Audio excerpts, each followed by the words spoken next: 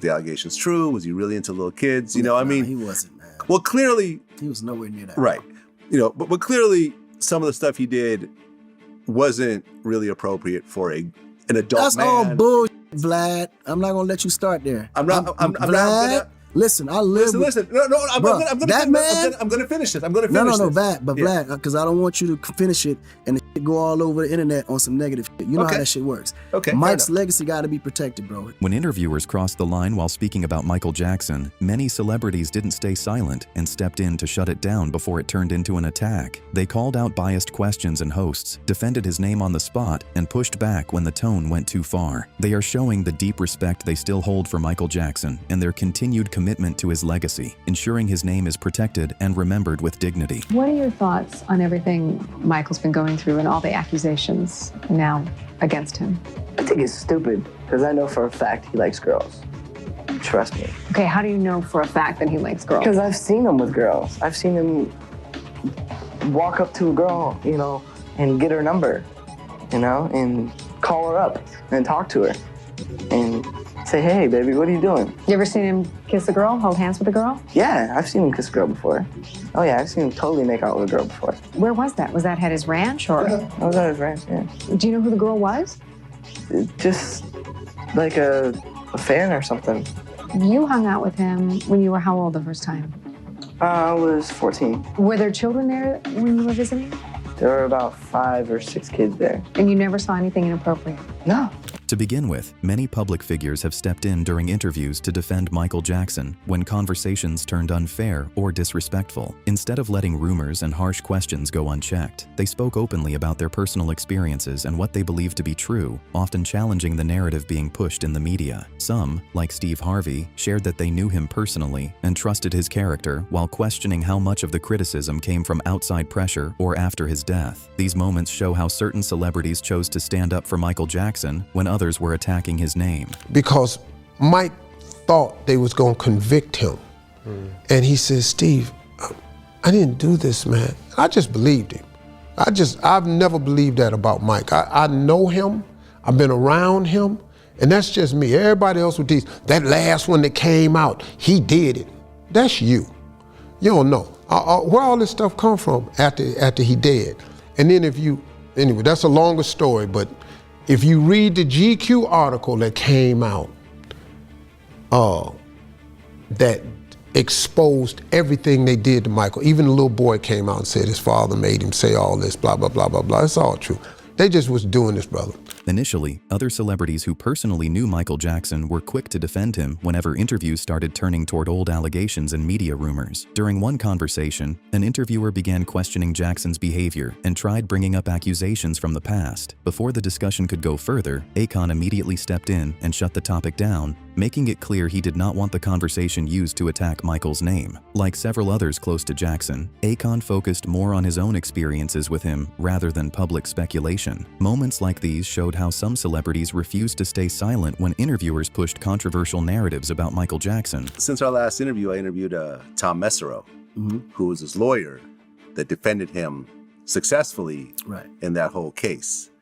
And I remember just going through the whole story and so forth and kind of digging into the background and everything. And I remember, because there's always, you know, from the outside looking in, you're like, well, was the allegations true? Was he really into little kids? You know, I mean, he wasn't, man. Well, clearly, he was nowhere near that. Right.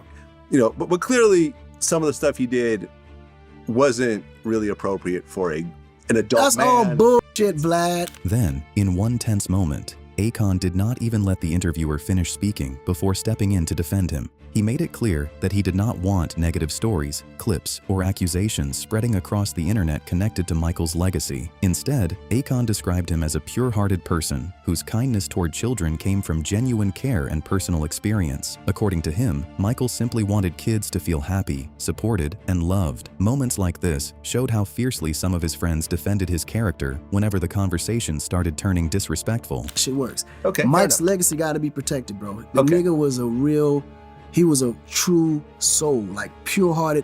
Yeah. Nothing negative about him. Right. Everything that all the love that he came towards like kids was genuine because he wanted kids to progress and grow to be the best they could be. Yeah. You know, obviously he was a kid star, so he probably didn't get a lot of those things that normal kids get. So I can probably see where he was pulling from. But he genuinely just loved to see kids healthy and in a good place. He always wanted kids to be happy. However, after the release of the Neverland documentary, Joe Rogan spoke carefully about the accusations surrounding Michael Jackson and questioned whether it was fair to keep attacking someone who was no longer alive to defend himself. Rather than fully accepting every claim without discussion, he pointed out how complicated the situation had always been. Rogan also raised questions about the parents involved, wondering why anyone would allow their children to spend so much time around Michael if the rumors had already been known publicly for years. Instead of focusing only on headlines and public outrage, he pushed the conversation toward responsibility, fairness, and the difficulty of judging a story when the person at the center of it can no longer respond. I don't want to watch that Michael Jackson thing. First of all, it's weird because he's not alive. He's not alive to defend himself, so it's weird. It's also stories, and you know, people tell the truth in stories sometimes, and sometimes they don't, and you don't know. And also, there was, you know, like, it was always weird. Like, no one knew why, with all the rumors that everybody had ever heard about Michael Jackson, that anybody would let their kids go and hang out with him. Like, dude, when you watch the documentary, you're like, these parents are fucking morons. I don't get it, man. 2 of the fathers have committed suicide since this happened. Oh, Jesus Christ. Wait, but we don't have any hard evidence that he was molesting kids, right? All we have is rumors. Well, here's the thing. And in court, he was acquitted. Here's the problem. The doctor, his very doctor, said that he was chemically castrated. Talking about the guy who killed him. Yes. Yeah. That guy said he was chemically castrated by his parents to protect his voice. So you'd have no testosterone, right? Exactly. Not just no testosterone. So do you still bust nuts?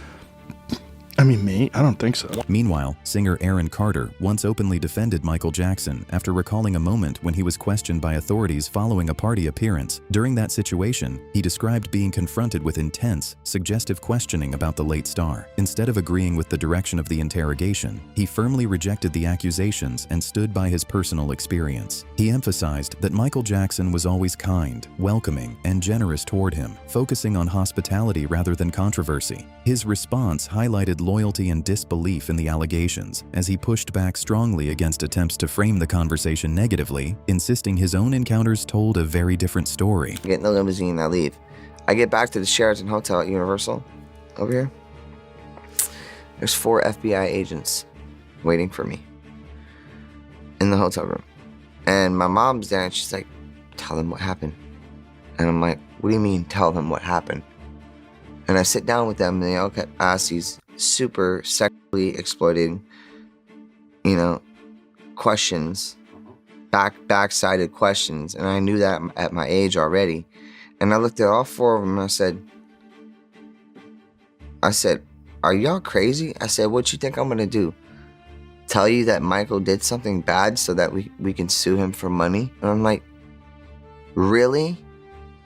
That man did nothing but be hospitable, kind, loving, giving, everything you could think of. We rode 4-wheelers for 5 hours, me, him, and Chris Tucker in the mountains at nighttime after his birthday party.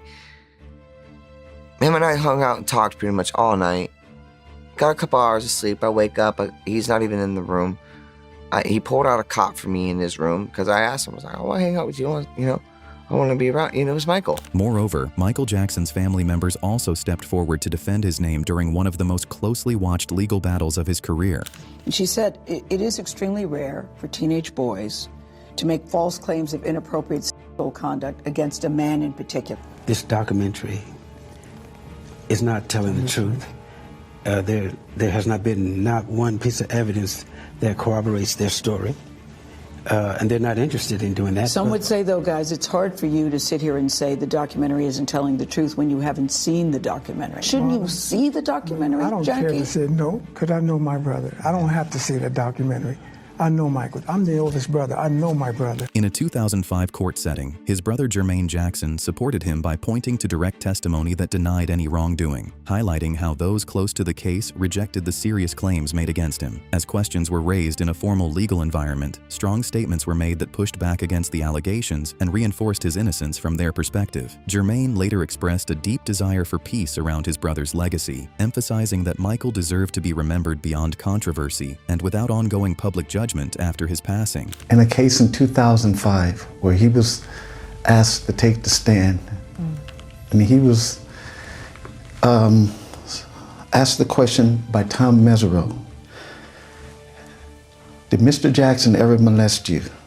Wade absolutely said no, absolutely not. And I can tell you, had he did, I would not be here because he was in Michael's defense. Then Mr. Mesereau asked, has Mr. Jackson ever touched you sexually? And he said, no, I wouldn't stand for it. On the other hand, Michael Jackson's close friendships with Hollywood stars often came up when people discussed his life away from the spotlight. Among those voices, Macaulay Culkin spoke openly about his bond with him, describing a relationship built on normal interactions rather than the public rumors surrounding his name. He reflected on spending time at Jackson's home and seeing him in a relaxed, everyday setting, away from fame and headlines. As discussions about Jackson's life continued to circulate, Culkin pushed back against the negative narrative by focusing on his personal experiences instead. In his view, the situation surrounding Michael was deeply unfortunate, and he emphasized that what he witnessed was a genuine friendship rather than anything suspicious or unusual. We have to cover it, so let's ask about it. What's the relationship that you had with Michael Jackson? Had or have? I mean, it's kind of, both. you know, whatever. Let's go with had to Listen, have. you know, he's a good friend of mine, and he still is. I mean, everything that's going on, I mean, it's unfortunate. It's an unfortunate situation for everyone involved, and you know. How did you first get to meet him? I first met him. He kind of called me randomly, like out of the blue. He was just kind of like, "Hi, it's Michael." And I was like, "Hey." And the thing This is, was after Home Alone? This is after Home Alone. I actually had met him before I was doing Nutcracker. He was, you know, a family friend. What basically. happened at the house? That's what all these things It's, that people you know, are that's concerned what's about. so weird, you know. What did happen? Nothing happened, you know. I mean, nothing really. I mean, we played video games, you know. We you know, played it at his Sleep in the amusement bed? park. Well, the thing is with that whole thing is that, you know, they go, "Oh, you slept in the same bedroom as him." It's like, I don't think you understand. Michael Jackson's bedroom is 2 stories. And it has like 3 bathrooms and this and that. So when I slept in his bedroom, yeah, but you have to understand the whole scenario. And the thing is with Michael is that he's not very good at explaining himself, and he never really has been, because he's not a very social person. I mean, you're talking about someone who's been sheltered and sheltering himself also. Then, discussions around MJ often moved beyond fame and music into deeper questions about the accusations tied to his name. Macaulay addressed how people interpret such situations and pointed out a simple but powerful idea about how real cases involving harm to a child are usually handled. He suggested that most parents would prioritize justice and legal action over financial outcomes if something truly serious had happened. Instead of following public assumptions, he encouraged people to think critically about what was actually done and what was not proven. From his perspective, the situation had already been legally examined, and he believed the outcome spoke for itself, reinforcing his support for Jackson's innocence. Why do you think he likes young people so much? It's because it's the same reason why he liked me, was the fact that I didn't care who he was. That was the thing. I talked to him like he was a normal human being. And that's what, and kids do that to him, because he's not, I mean, he's Michael Jackson, the pop singer, but he's not the god of, you know, the king of pop or anything like that. He's just, you know, a guy who's actually very kid-like himself and wants to go out there and wants to play video games with you. Did your and things parents like that. encourage it?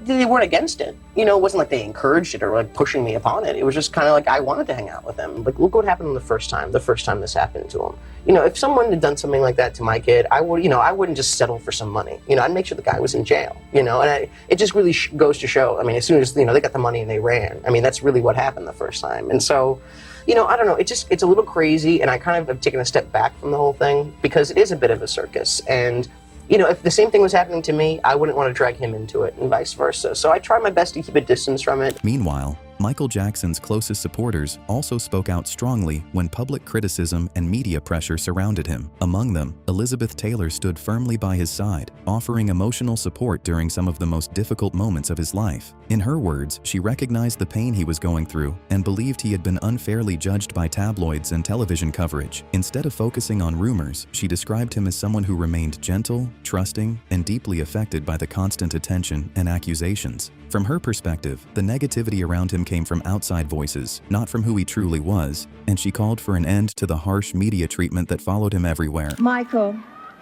we who know you more intimately than others acknowledge the suffering you have endured because we have suffered with you.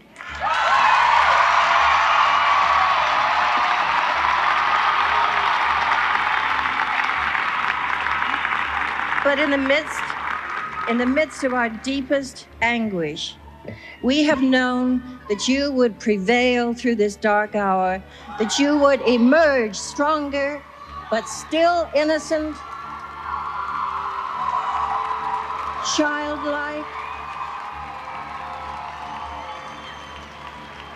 trusting, bruised, but still magically untouched by the tongues and opinions of the world, despite the slings and arrows of those who knew no better.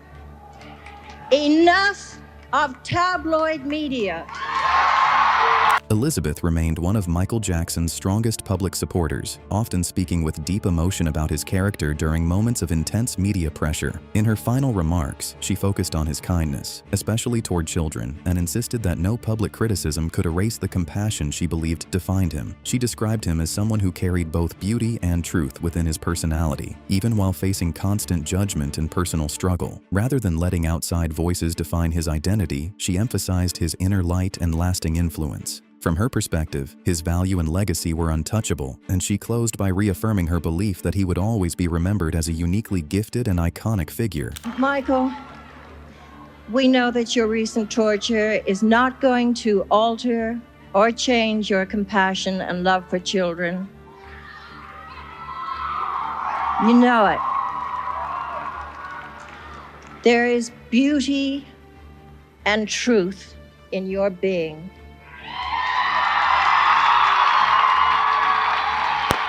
You are the brightest star in the universe. Don't let anything dim your leading light. And neither persons nor circumstances can ever take it away from you. And surely, Michael, you still are the king of pop without a doubt. In fact, Faison Love reflected on a personal moment involving Michael Jackson that he later admitted he handled poorly in the moment due to surprise and misunderstanding. He recalled being invited into a conversation about Jackson spending time with children, where he initially reacted awkwardly without fully processing the context. However, as the discussion continued, he was reminded that Jackson had also spent time with other families in completely normal social settings. This shifted the tone of his reflection, leading him to reconsider his earlier reaction. Instead of repeating assumptions, he acknowledged how easily public perception can be influenced by rumors, and how real-life interactions often paint a very different picture from what people expect or assume. Chris said, "Hey, man, Michael wants you to come over there." I'm like, "Any kid?" It was the dumbest thing I ever said in my life. I sound stupid saying it. So Chris was like, "Man, he played with my kids." I was like, "Really?" Right? And they was hanging out. Him, Eddie Griffin, they was all hanging out. Faison also reflected on how his opinion of Michael Jackson changed after seeing him in person during a courtroom-related moment. He admitted that his first reaction was shaped by assumptions and outside narratives, but that perspective shifted once he witnessed Jackson's calm and unusual presence in that setting. Instead of the image he had built in his mind, he saw someone who appeared relaxed, almost unaware of the tension surrounding him. That moment led him to question his earlier judgment and reconsider what he believed about the situation. Looking back, he openly acknowledged that he may have been wrong and even felt he owed an apology, realizing how quickly public opinion can form before understanding the full reality. When you guilty, you are there before the doors open, coffee, looking, is this the right courtroom? Because you know, Michael was like, "This is some bullshit." Well, when I saw him dance on top of the car, I said, "Oh no." Well, that was after he won. No, it was not. No, it was after he won. No, it was not. Okay, maybe I'm wrong. I know you're wrong. Maybe I'm wrong. Okay. It was the first day he got there with pajamas. I was like, he's innocent. up. I owe him an apology. Meanwhile, people close to Michael Jackson's legal battles have also shared insights into how he felt about earlier court decisions and the advice he received at the time. One of his attorneys, Thomas Mesereau, later reflected on private conversations where Jackson expressed regret about settling a major case in the 1990s instead of taking it to trial. From his perspective, Jackson believed he would have been vindicated in court, but chose a settlement after being guided by legal and business advisors who encouraged him to avoid a prolonged public fight. This reflection highlights the pressure and complexity surrounding his legal history, showing how decisions made behind the scenes continued to shape discussions about his reputation years later. Michael Jackson told me, in no uncertain terms, that settling that case in 1994 was the biggest mistake he'd ever made. He should never have settled it. He should have fought it through a trial. He would have won. It was an absurd case. But he was advised, he told me, by lawyers, by business advisors, to settle it and get rid of it. Ultimately, Diana Ross also publicly showed deep affection and loyalty toward Michael Jackson, often speaking about him in a way that went far beyond industry friendship. Could be part of my family. Yes. We have a lot of the same bone structure and a lot of skin color. Well, Michael does now because he's had it all done. You take that as a compliment? You cannot. I refuse you to insult Michael. He's a friend of mine. Yeah. I love him, and I don't like people making fun. I get real serious when I Yeah. talk about Michael, and I think we should really kind of look at his life with compassion. He makes incredibly good, I want to say the bad word. If you enjoyed this breakdown, don't forget to like, subscribe for more videos, and turn on notifications so you won't miss the next one.